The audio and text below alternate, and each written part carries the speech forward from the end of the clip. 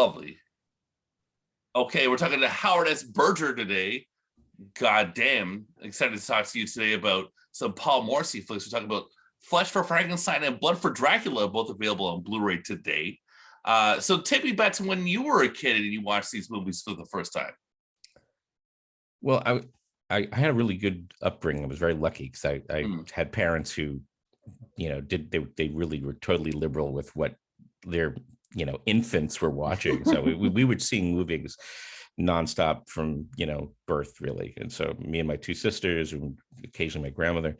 So we were, my mom, they never thought about ratings. They never thought about, it's like, if they're there, they'll watch it, they'll experience it. If there's an issue, they'll either take us out or they'll explain what's going on, which was fortunate, because I know a lot of other friends, it was kind of difficult when I was a kid to, suggest movies to go, take friends with, and more often than not, like the parents would even object to a PG movie, let alone, an R, or, if there was a way to get into something that was a little more provocative, like these Warhol things were X when they came out in America. So that was a pretty extreme rating because it really was like associated with hardcore porn.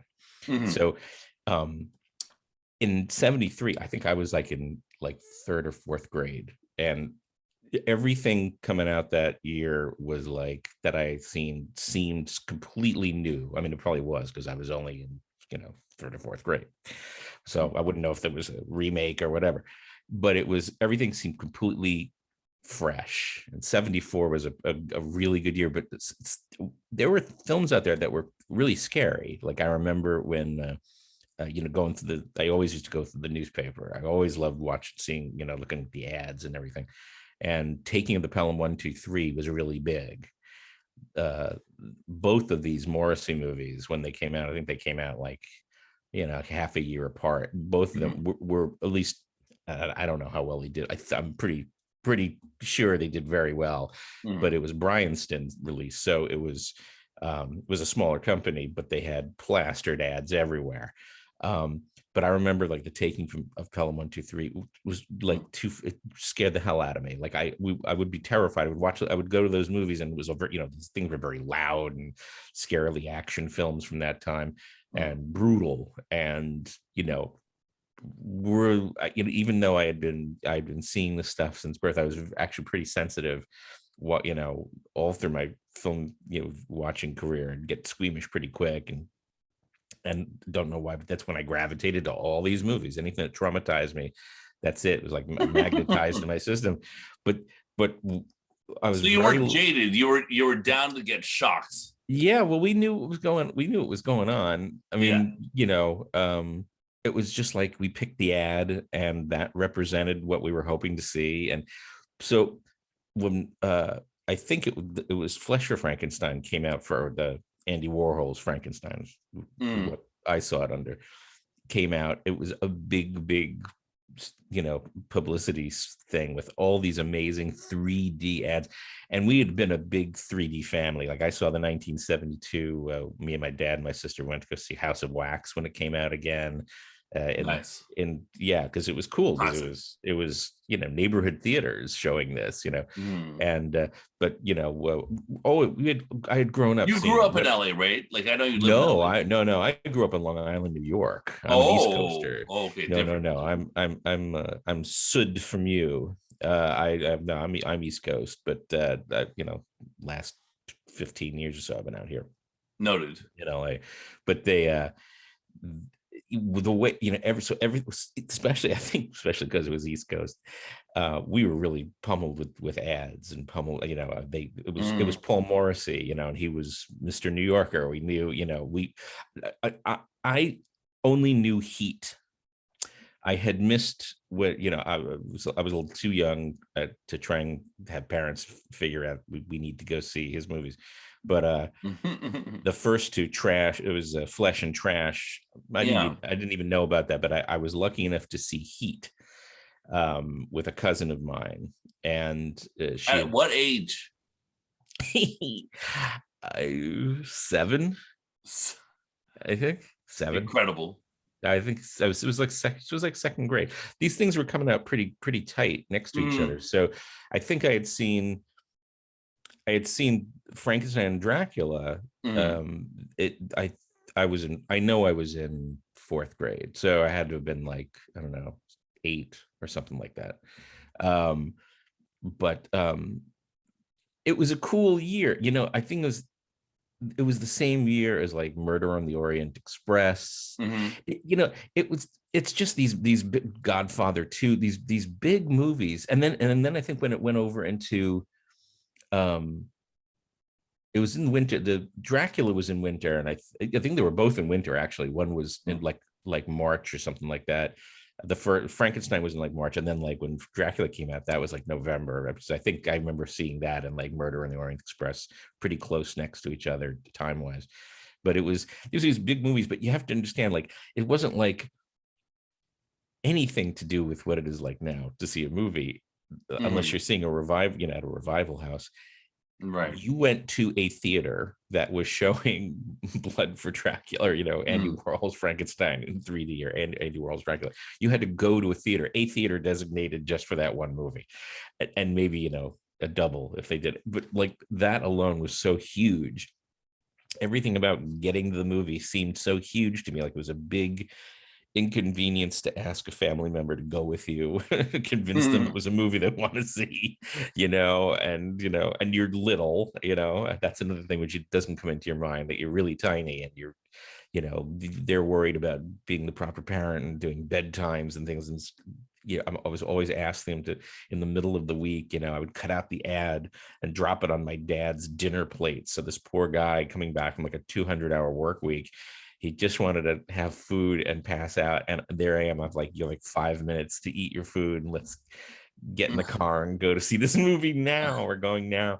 And I would have excuses why we had to do it now. It was just nonsensical, but he wanted quality time with his kids. So we would go. He would sleep, in the theater and I would be like, having the time of my life. But this was a strange movie, Frankenstein in particular, because again, I'll go back to there was a complete newness to this. I mean, within my experience, definitely, but I think, as even now, I'm sure you read reviews of people who watch this film for the first time now that it's out on, Blu-ray and ultra high def Blu-ray. And some people don't get approaches to satire. It's really interesting to me because they don't understand like the language jokes that are going on in that movie, in both of those movies, with Joe D'Alessandro being like this New Yorker, real heavy New York accent. It's hilarious. and one of his characters is complete Marxist, and then so there's people didn't know, like, because we were used to things like with and he's in the movie like a Vittorio De Sica film where it would be a period piece and they would it would be very political, or Bertolucci. I always said that if people who watch Dracula, you got to watch Bertolucci's 1900 like immediately after. It's like the ultimate double feature. So kind of like one is completely mocking the other, and the other wasn't even around when it was being mocked, which is really trippy. But I know Morrissey has a hit list thing about Bertolucci anyway, because he, and I think in Dracula it is they mock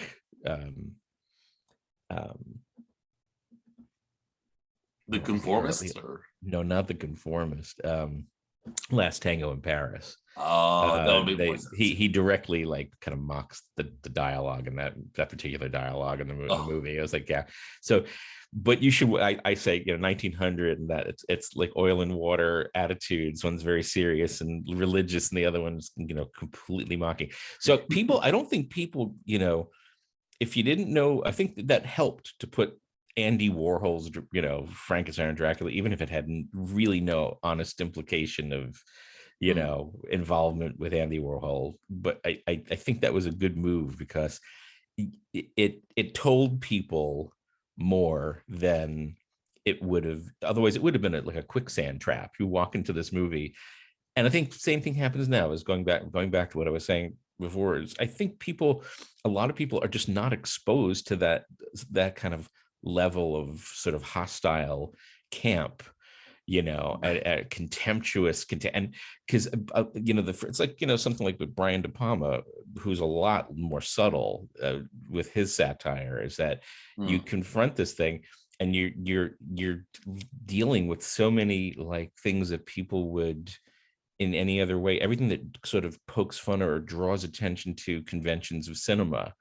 And Morrissey is so open about it that the fact that it's so deadpan confuses people. And sort of like I noticed recently with because at that stage he was really in vogue, like the whole 70s, I remember, and into the 80s. I thought he was doing really great work, and he just like sort of stopped. I loved Beethoven's Nephew is another great movie, sort of deals with the same themes as these two movies, and Mixed Blood is another, I think, masterpiece. But he is definitely a far more conservative finger wagger for someone who you think he has Totally. no problem perpetuating this stuff, like he's sort of mocking what he's doing. Exactly. It's like the dominant culture. People don't seem to get that. I mean, how enviable position, of power that is, if you're a director, right? That you're able to, one, get it made, two, get it made the way you know how to get it made, and then it does its own. It's like you just devise like the greatest bomb on earth, and then it's gonna insidiously destroy humanity, just piece by piece. Like he's really a pretty powerful director. But I do remember, I mean, even now, again, it never changed.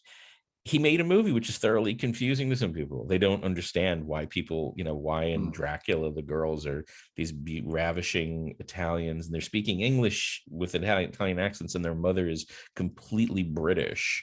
And then there's, their father is De Sica, who is just obsessed with parsing language and listening to words and diction and everybody's under scrutiny from somebody else of a different class status or whatever, but they're all obsessed with language, and they're all sort of and it's a joke. It's just a joke. I mean, there's interviews with Morrissey where and I'm not going to speak for him because he's a guy who probably should seek out, totally Moby Dick this guy, because he's he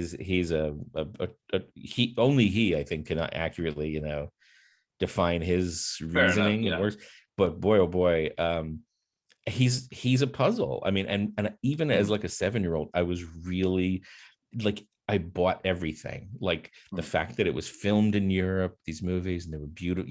Luigi Cravalho, great cinematographer, was a cameraman for Antonioni, and he was, he did the cinematography for Deep Red, and I mean, he is very cinematic cinematographer, and he's on this thing. Enrico Yob, who's the set designer, just an incredible, unique set design, one of the top creative set designers in Italy at the time. And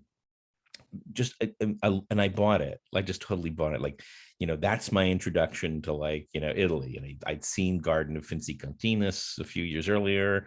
I'd seen, some as much Italian stuff as, in comedies and things.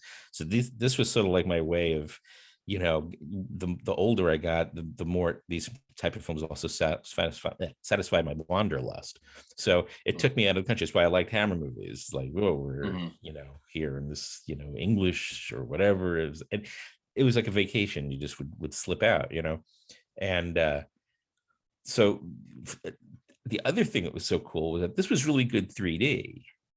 Yeah, well, what you like the 3D then? Okay. Oh my God, I mean, at the time, especially because I remember having such a difficult time with films like House of Wax, because I mean, I had an astigmatism anyway, and so it was hard to focus on things. Okay, until I got my prescription correct. But who wants to wear glasses when you're a kid? So I would never wear the glasses. So I remember feeling like my left eye was being pulled over my head. It's like nothing aligned. There was fingerprints from the previous shows. These gross little kids with their their Milky Way fingers, the thumbprints all over the lens. And so I remember, like, thinking, because my memory is that these were polarized, these were gray, and it wasn't a hard thing to put them on. You still had the fingerprint issue, but I think we did. I don't remember that affecting the screening. And what I remember is the audience laughing their ass off. And it was really cool, because I'm being confronted with some of the most upsetting imagery I had seen, like, to that date.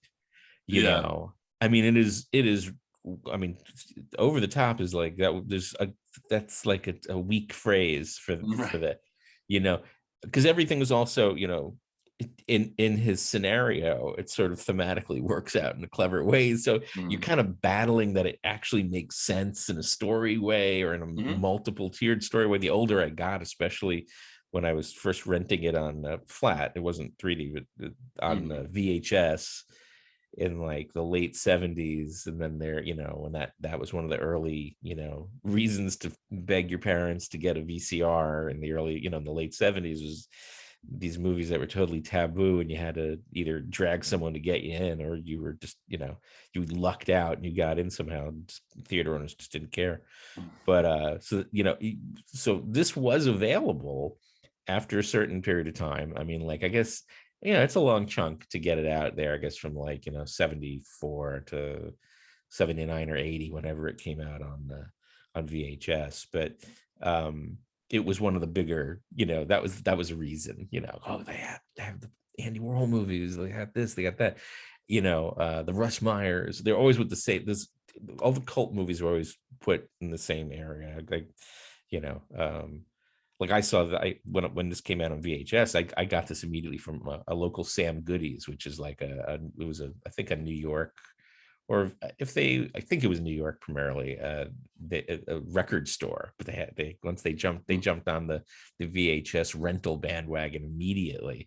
So they had all these, in the back of the store, and that was their thing.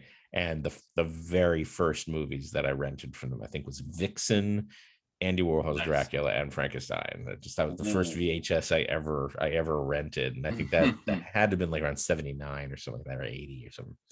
But and it wasn't even my own VCR. I had borrowed it from my cousin, who lived very close by, and he was very happy to lend it to me until I didn't return it until 3 years later. It's like it suddenly became mine. I was like, oh yeah, I'm almost done with it. But only had 300 more movies to watch. Oh, God, I wish. No, I think I abused it more than that.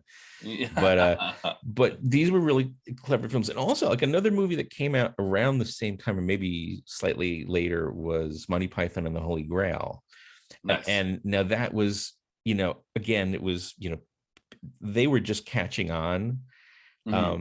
So it was sort of like, people knew that you're going to see a comedy. You knew, if you knew Monty Python, you had a good idea. Andy Warhol's Frankenstein looked like legitimate films. Another aspect of what I mean, it was beautiful, is what I was indicating before. And then, boy, oh boy, you just don't know what the hell's going on once the violence begins, and once the philosophy of the characters shows its face. It's really twisted, and these bizarre little, like these, he'll in Dracula, it's just beautifully lit. The Claudio Gizzi scores in both of them are gorgeous.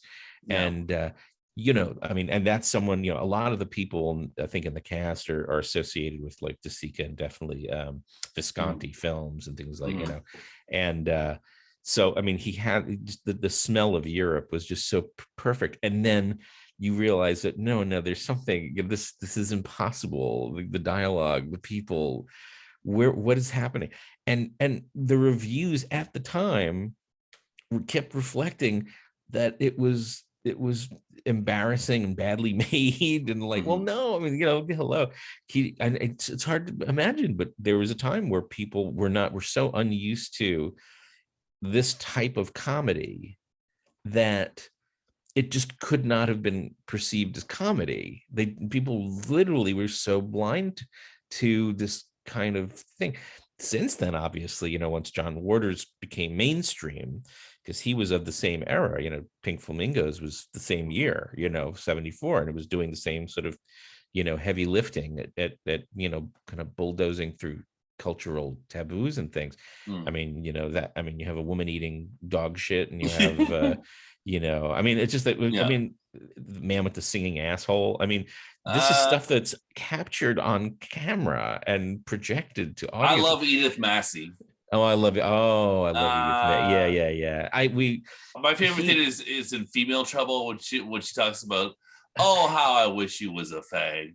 Yeah. The life of a heterosexual is so boring. It's birthdays, wedding anniversaries. Oh, how I wish you was a fag.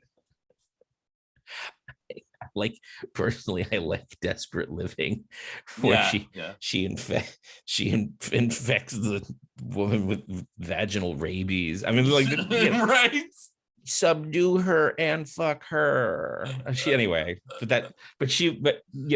So that was what was going on. And when you are asking, I'm just going by reviews in like Castle of Frankenstein magazine. I'm going by, and I would look for the ads for these movies, and parents, this is like, once in a while you would get them to take you. Pink Flamingos, I that was delayed. I read about that more than I was able. I'm sort of glad. I'm not. I'm jealous of people who got to see that. At like 9, I don't know. That's such a great movie. Desperate Living's that's my go-to, and Serial Mom, I just think is actually a good movie. I mean, it's not even, you wouldn't even know it was him.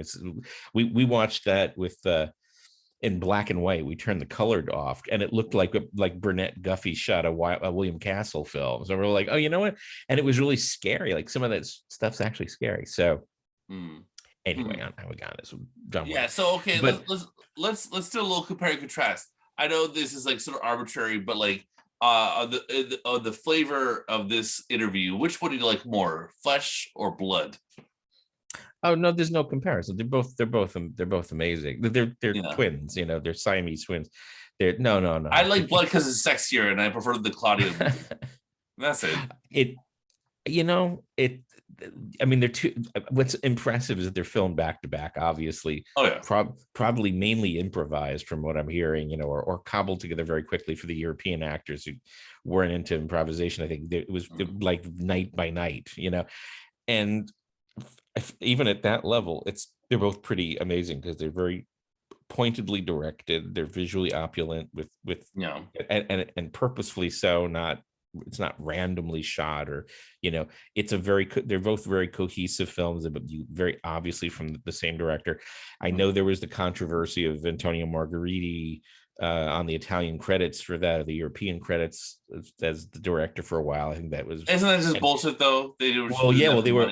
Unfortunately he and I'm trying to think, was it either Andrew Brunsberg or Carlo Ponti, probably Carlo Ponti, there was actually a lawsuit. They were on trial for fraud because of that. They're lending out of names to get certain production benefits from the Italian government. It'll happen. I mean, this is so, but I think they were actually, I mean, they were on trial. So I think I don't know what the outcome was. Obviously not too bad, because I don't think Antonio Margheriti had a hard time. But but that was a scandal for a while. And I mean, you still hear stories like, well, he directed the scenes with the kid, with the Elmy and the breathing lungs. And then you'd hear like, Udo Kier would say he did nothing, never there, but you never know. But I kind of like the urban mythness of that, Yeah, for sure. Why would I want a clear answer? That's just too good.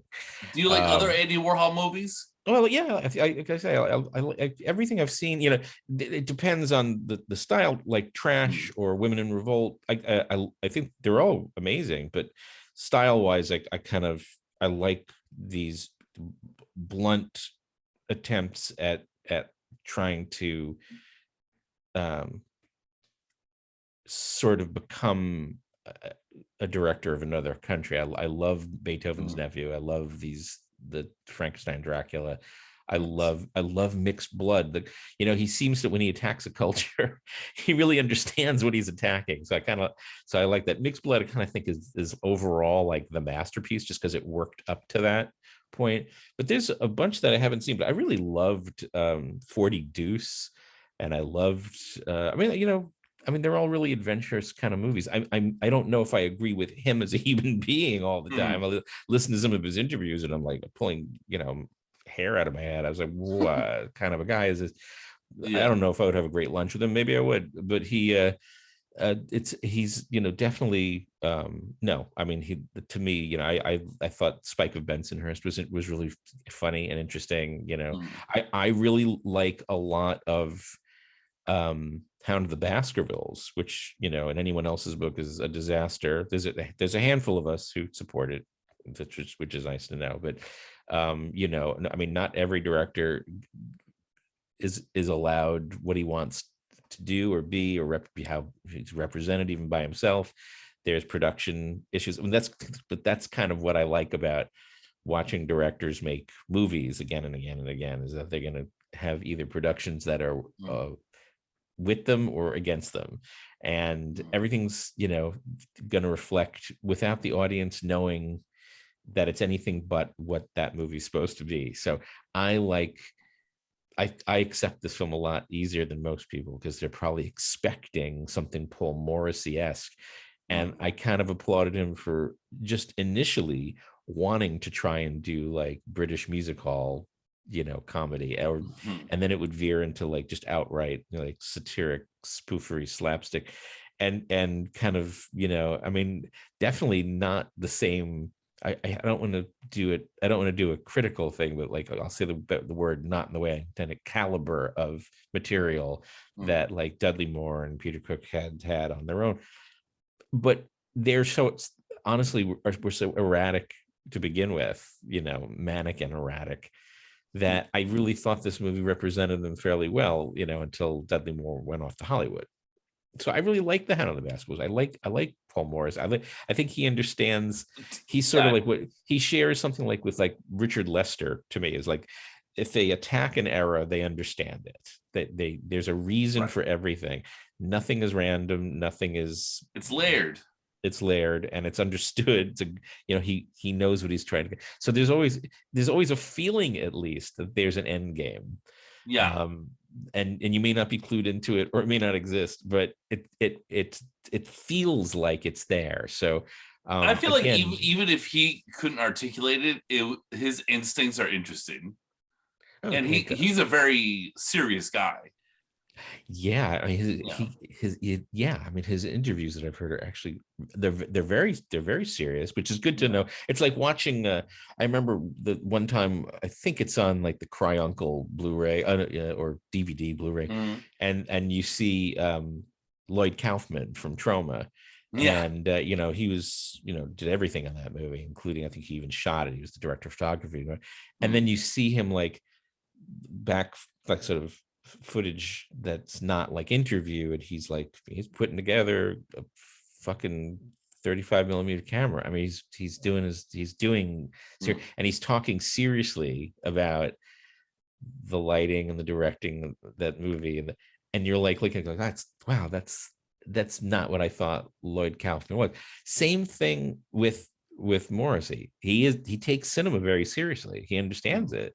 So even though like the first couple of movies, you have to admit, I mean, they're just so unusual too. I mean, Heat is hilarious. I mean, there's shots where they're just these like 20-minute single take scenes where the kids be zooming in. I remember there's like a shot where like a kid is on the floor or something, and he zooms in, and your 20-minute scenes going on, melodramatic things, and he zooms out, and the kid's across the room on the floor, like this infant, like dangerously, like on his own, like, and he's nowhere near where he was when he was zooming in. It was just, and I remember seeing that when it was 1972 or 72, I think. And I was like, what did I know? I just thought it was hysterical. Like, so I was always into this thing where, what he was particularly pioneering was that he would shoot, he used cameras that were, I think, like documentary cameras. He would shoot with these cameras that, were, I think they held like a half an hour of footage. You could shoot like one take if you wanted for like a half an hour. And I used to love the way these things unfolded. It never seemed inept. I would read these reviews when I'm just like, oh my God, really? Because I can't wait to see it again. That's this whole, everything seemed really fresh and new. And it was, I mean, like there weren't very few films like these things, but I remember, boy, oh boy, I remember the first night for Andy Warhol's Frankenstein, and I was so excited. And you put the glasses on, you go through it, and you're there, like you're not taking the glasses off. I take the glasses off, and 3/4 of the audience were gone before the movie. And they must have migrated out of that theater, and Dracula, I remember not. I think Dracula, I remember everybody taking, of course, but they'd already had like the blitz of Andy Warhol's Frankenstein. So when Dracula came out, it was already being mentioned in the reviews. The two of them were now associated. So there was like a scandal, in these reviews. Here's another one. But that one was far more. I mean, it was the violence was more genre-oriented violence instead of fighting against the genre, being really explicit. It was at least as violent as some of the other Hammer films at the time. I don't remember it being ridiculous, but it still managed to get an X, probably for both sex. It's a lot of fucking. Yeah, not graphic though. It's just a lot of Joe's like artfully done for sure. Yeah, but still, a lot of leg. I think because it was probably more obviously funny too. Like it wasn't like people were used to it now. Like they were getting the joke. At least the reviewers were. But I remember, pretty much. I mean, the major newspapers. I think Newsday. I think it was in the East Coast. Both of these movies got like 1 star. Texas Chainsaw Massacre, got 1 star. That's another one from the same year, which terrified me. The idea of that movie existing terrified me. The ads in the paper were horrifying. And there was one more thing out at that time that I remember making a big difference was John Cassavetes' Woman Under the Influence. Ooh. And that was also a really, all these movies had incredibly aggressive, brilliantly designed ad campaigns, like print ad campaigns in the newspapers. And these were the films that were floating around at the same time. So you had, such diversity. Like, I even think Tommy was coming. I remember that was looming. I was seeing things for Tommy around that time, and also like 3 Days of the Condor, the Yakuza, Sidney Pollack's The Yakuza. These were all like in competition because again, Twin Theaters, I think, just started around 74 in my area. I don't know, they must have existed before that, but prior to that year, it was all like, one movie, one theater, So it was pretty cool. And I remember, same thing, first night at Monty Python, people were making the association, like, again, this is like that, there is nothing like this. I remember Blazing Saddles was another one that came out right around that time. And even it probably timed out with both the Warhols. Blazing Saddles might have been first, and then Young Frankenstein, I think, definitely was more around the same time as Andy Warhol's Dracula. And I thought, that they were, like, one was ripping the other off or whatever. And I'm like, no. It's, they probably barely even knew each other. It's another thing. It was just another thing. It was coincidence. Let's talk about Udo Kier. So do you appreciate his acting? Do you like his yelling? Do you think he's funny? People just see him as this otherworldly guy, like he's very sophisticated. But I think he's hysterical. Do you think he's hysterical? No, he's great. Well, he's great, but he's also. I mean, he's a enigmatic actor. So he started. His trajectory is perfect. Like, he starts off in Europe, in very openly gay, European films, like it works with, Fassbinder and that whole, where everyone's an artist collaborating. It's not like you're just an actor and hired, you have craftsmen. No, I mean, these guys are really passionate about creating these, metaphoric and, these landscapes that were just more emotionally invested. And it sort of, kind of same thing, calling attention to films like Douglas Sirk melodramas, but also then augmenting it for that particular time. Yeah, I love that. That's great. So he came from that heavy, sort of uber sophisticated, very sophisticated, very camp, cinema of Europe, Germany and Europe. So then, but I think, I mean, he was in Mark of the Devil playing it straight. Right. I mean, it was a whole straight performance. That he's not, there's no sense of camp or irony, that I remember anyway. I'm probably wrong, but very, very, and I think he's dubbed accordingly, just sort of a heroic, hero's dubbing voice, that kind of thing. I can ask you, have you ever met him? I've been in the same room with him. I am always too chicken to go up and say hi. So about 3 times over the past 15 years, maybe. But yeah, I thought he was very intimidating. And granted, I asked him a stupid question. I was just like, I didn't exactly know what to say, and I thought I would say something funny, and he didn't think it was funny. I said, the question was, the question everyone in Canada is wondering is this movie you're in? It was Brawl in Cell Block 99. Does it compare to Blood for Dracula? And he was like, of course not. Of course not.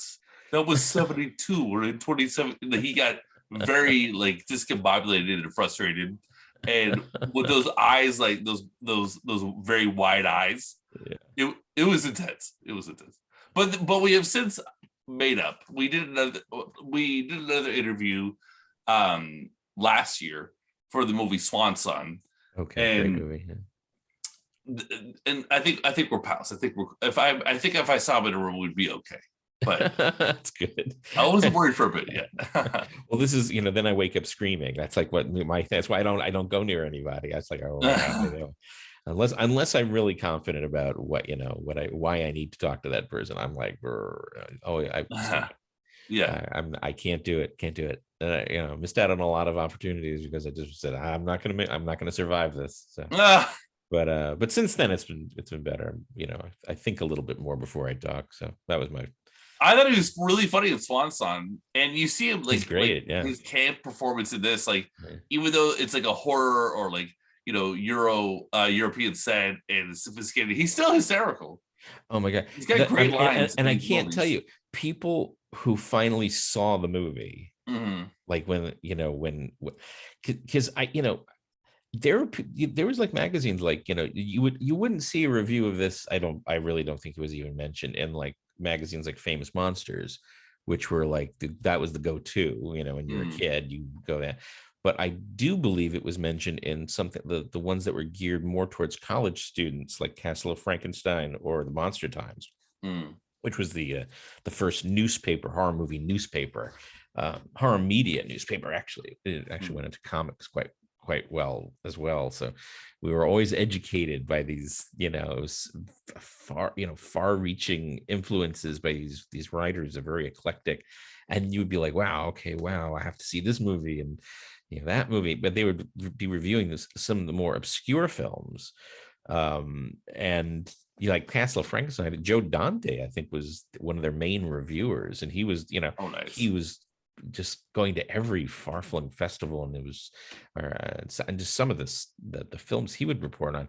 I didn't even care if it got a good or a bad review. I just I'd never heard of these things. Yeah. So every time anyone reviewed something or mentioned it, like in Cinefantastique, they would be reviewing that a whole table of a whole staff of reviewers, and they would all have a table, and they would have 8 of the 9 reviewers saw folks at Redwood Inn, and you'd see some of them would give it 4, a 4-star or a 4+ review, and then others would give it a 0, and you'd try and read these little capsules they would give to see where their perspective was. So it was really getting thinky. You had to think Yeah. about these things. So when people first started, seeing, like I said, the initial films, they're just marketed towards the average guy, and they were going in and they're seeing Udo Kier for the first time. And I think, and I don't think he cut loose like this until these two movies. But he's just like, he just gut punch funny. You don't know. Yeah. And he's so he creates such a sympathy with his characters, and that's another thing that sort of gets That's you. true. Like, I hadn't thought of that. Now that you mentioned that, especially Dracula, right? I mean, Yeah. Frankenstein, no, he's a repulsive creature from beginning to end, but Dracula, there's definitely you kind of like, you feel really bad for him, because he's he was just trying to keep his bloodline going, and it's just a bad idea. He's fish out of water, and it was like, well, it's kind of sad, but he really captures a great pathos to both of them, at least the self-pity, if not the actual pity from the audience. He really conveys it really well, and you can take him seriously, which I think was why initially in that era, how much more confusing are you now that you're watching a completely invested performance, but the dialogue they're saying and who's saying it, and I mean, you're knocked about, so I really, it was a very privileged moment, where something like this could be created and exist and be successful even. I remember being pretty amazed, but over the years, that I think Udo Kier's, just the way he pronounces things, I just think, that his henchman Arno Werning, I think, is amazing also, the guy who plays his henchman in both movies. Yeah.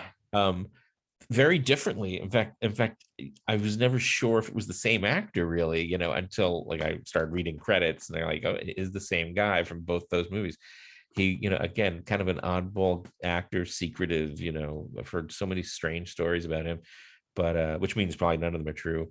But he's so good in this, and he brings out such a great contrast with Kier, like the superiority comes out, and their sort of their relationship, like they really know how to develop openly a conversational relationship where you can see this sort of like, they're playing with like who has more power, who has more, and then so you'll see like, his henchmen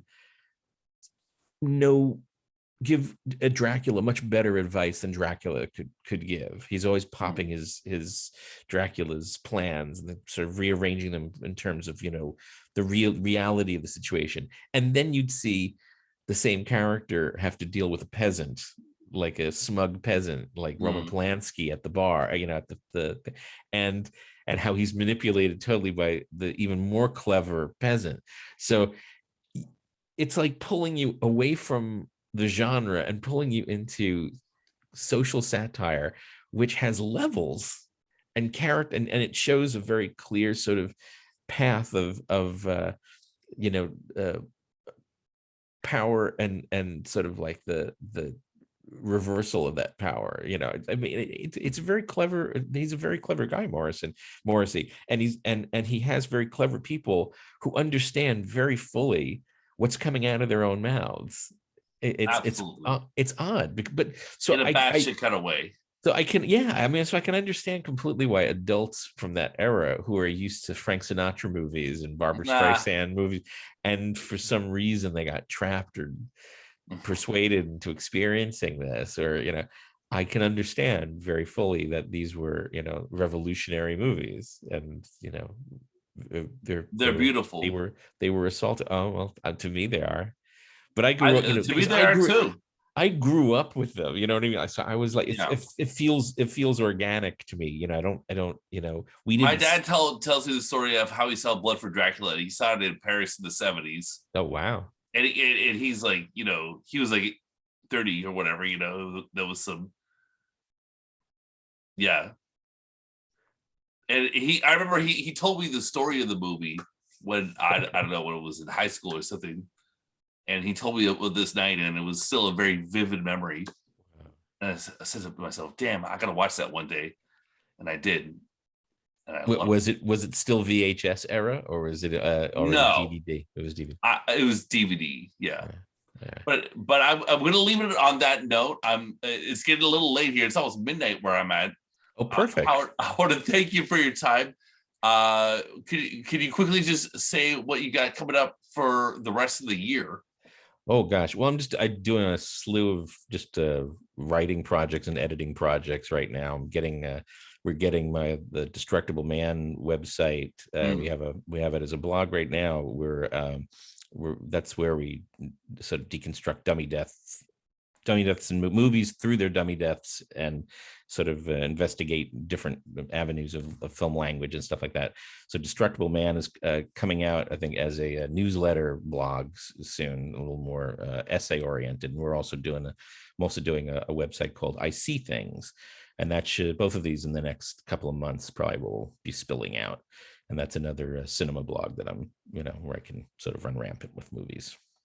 Well, I look forward to it. We always have a fun time together, right? Yeah, great. And I'm glad, you're talking about films like this and just the eras and everything, because I don't think the films wouldn't exist without the era, and the era certainly wouldn't be as memorable without these movies. So good job. Thank you. Okay, we'll see you.